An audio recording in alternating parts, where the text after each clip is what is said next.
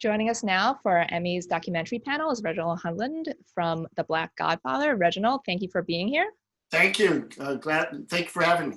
Of course. I really love this documentary about Clarence Avant, a name and person a lot of people don't know about, but that was the whole purpose of this documentary. He's this, I don't even know what you would call him, like this kingmaker, this truly unsung hero who was an advisor to so many people across so many, like politicians, like he advised, and like athletes and actors and musicians. So first of all, when did you first hear of Clarence? I heard about Clarence from the beginning of my professional career. I was doing music videos for an up-and-coming hip-hop label, and we were dealing with the record label, and they said, yeah, but we also got to talk to Clarence. And I was like, okay, Clarence. And he was kind of referred to the same way you would talk about Zeus. You know, like there was this figure above the executives that actually made things happen. So finally, some producers had reached out to me for a film project that was going to star Janet Jackson in the time. And they wanted me to write and possibly direct the project. So I was flown out to Los Angeles, and Clarence met me at the airport. And I knew that was a big deal. And so I went to shake Clarence's hand, and he put a Tootsie Pop in my hand instead. It was kind of like, yeah, I met you at the airport, but slow down, young man. You got to prove yourself a little bit. So I went to his home, which was this beautiful home in Beverly Hills, filled with a museum's worth of Black art, paintings, sculptures. Then his wife collects Japanese lacquer work. So just beautiful. And I got to know the man and got to know others whose careers were due to him. And I just realized how important he was. Mm-hmm. And I understand, I think his daughter's been trying to get him to do something or open up for years, even decades, right? So how did he finally come on board this? Well, bless Nicole, she decided at 8 that she wanted to tell his story. And lots of folks have been trying to talk Clarence into writing a book. You need to tell your story, and he would be completely dismissive of the idea in the most colorful of language. And finally, Nicole was talking to Clarence, and she said, well, maybe a book's not for you. Maybe a documentary.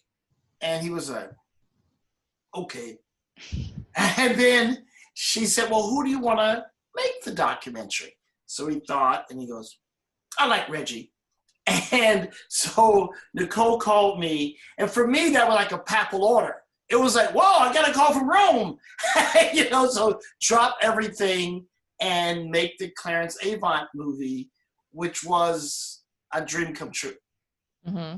So, I mean, no pressure for you, but so where do you start with that? Because he's touched so many people's lives and careers, and I love the graphic you use in the movie. Like he's like the center, like he's the sun, and all these, like tentacles spawn from him. So, like, who do you like start reaching out to? Do you just start calling people up, asking, like, like you just call Obama up?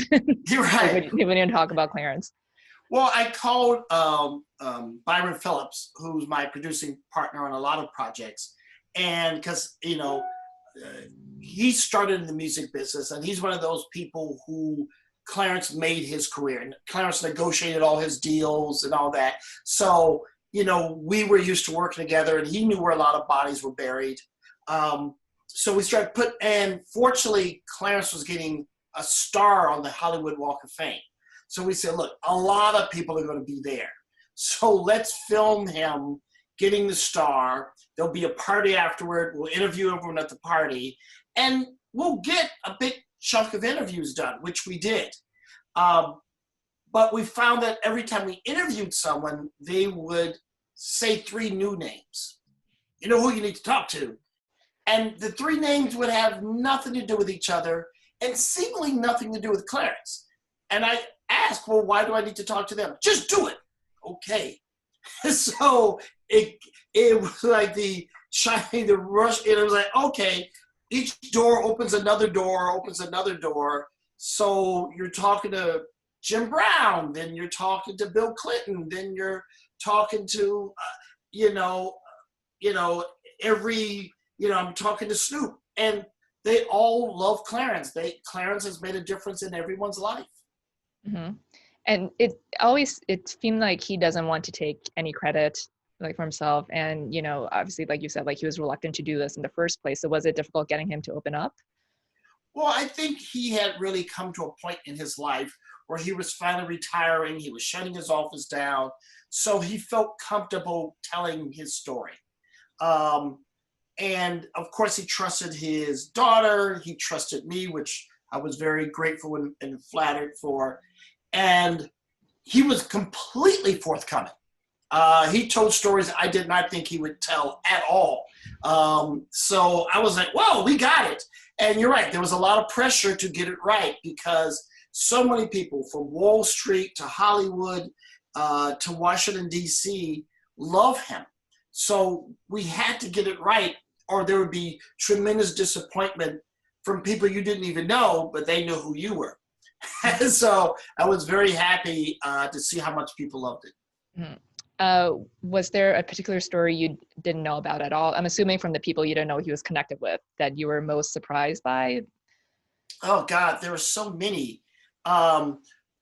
Just sitting down with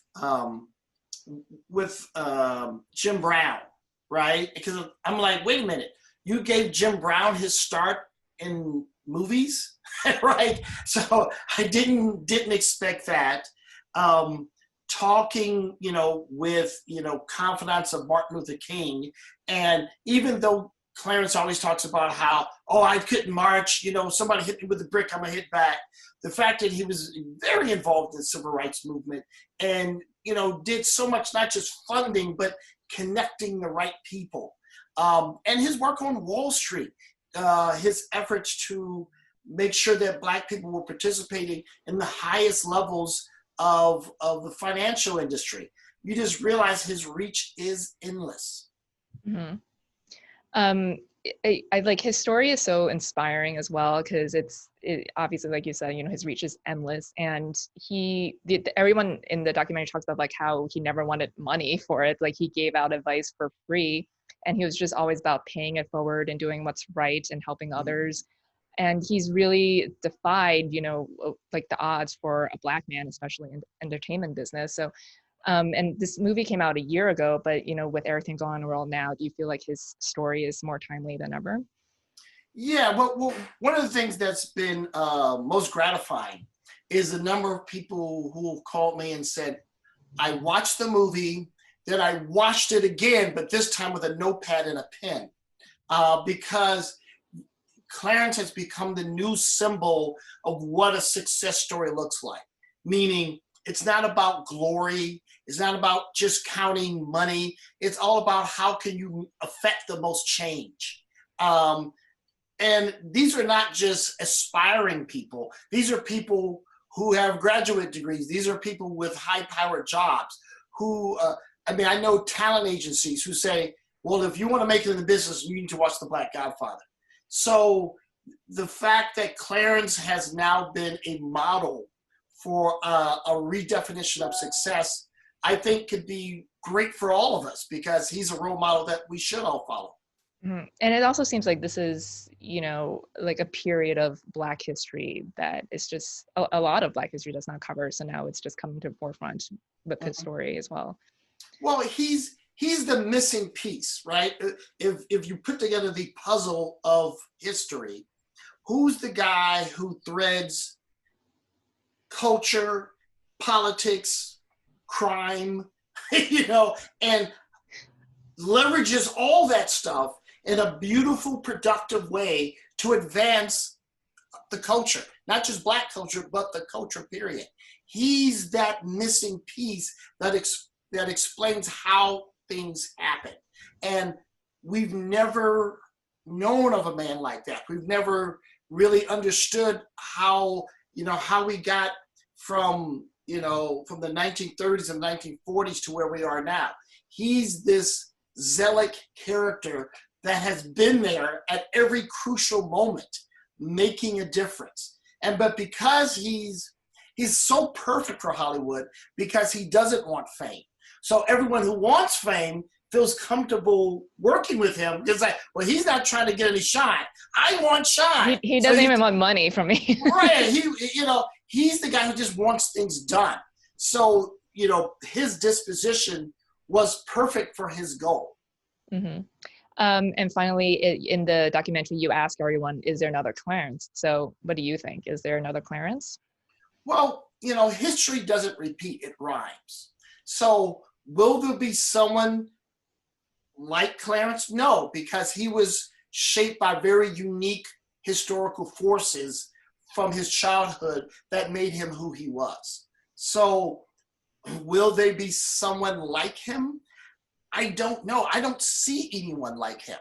But hopefully the movie is a sort of a Johnny Appleseed thing that will inspire a bunch of people to reach for that. And if we get the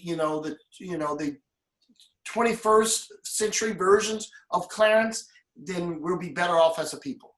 Definitely. All right, Reginald. Well, thank you so much for joining us. It's great speaking with you, and we'll see you back in a little bit. All right.